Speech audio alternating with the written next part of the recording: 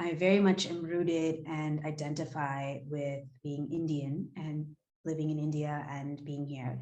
But I do have a lot of influence that came from the US. I went to school in the States and everything. And so um, the last couple of years for me, both of these countries have been reforming, resisting, recreating, reimagining with Dalit Lives Matter, Black Lives Matter, the CAA protests that happened in India, the farmers' protests that are happening in India, the women's movement protests that are happening in the US. And what I saw in each of these movements that was so powerful in different moments where it was this idea of revolutionary joy. People were singing and dancing on the streets, people were coming together and they were hugging and they were standing in solidarity. And there was this sense of community that was so important.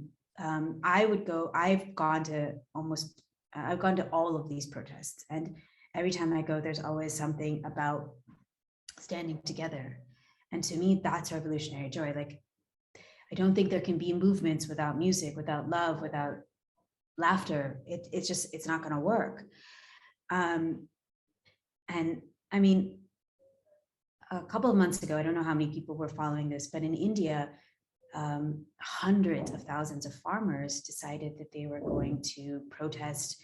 There were these very terrible policy changes that were coming into our law that were going to really impact our farmers. And they literally, peaceful protest, sat and blocked a huge highway, like a huge, basically like a road in Delhi. But the way that they did it was, they opened up, like there was food for everybody. There's places to bathe for everybody.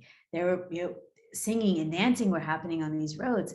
And it was one of the most amazing things to see. Like, our farmers who are going through so much with the climate crisis, with the kind of debt that they're in, they decided that they were going to stand up for themselves, but they didn't use weapons. They didn't use military might. They literally sat there and they were like, we will feed you. Come and meet us. Come and hear our stories. Come and be with us. And that to me is revolutionary joy. I actually think that there's this really beautiful possibility I see is for me, I am all about solidarity.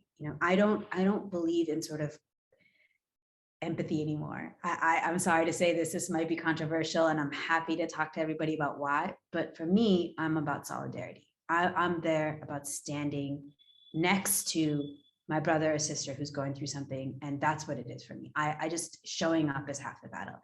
And I feel like we have a lot to learn from each other just by showing up for each other. But I also think that there is amazing learnings that can happen. And there's this beautiful friction that could happen between the 4 Rs that makes us stretch, pull, like bring different parts of us alive in different ways. I mean, I know that I have learned a lot from reformers. I never thought that would be possible.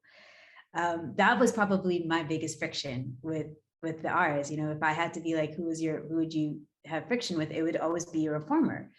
And it took me some time to realize how much they're doing. It really did. But now I see them for who they are and like what they're doing. And I think it's something that maybe I couldn't do as much as they, but I really respect them for it. And I don't think it would have happened if I didn't have this framework to offer me a lens into why they're important and like how their work helps support my work. And they stand in solidarity with me, even if I don't like, even if we don't see eye to eye on everything. And I think that's really cool. That's really cool. And it kind of, I think, bridges the second question, is like where we challenge each other, and I do think that space for challenge, that space for friction is needed. And it's if we can use the framework, if we can use that and insert that revolutionary joy, I think that even more beautiful things will come out of it, because a little bit of friction moves things forward.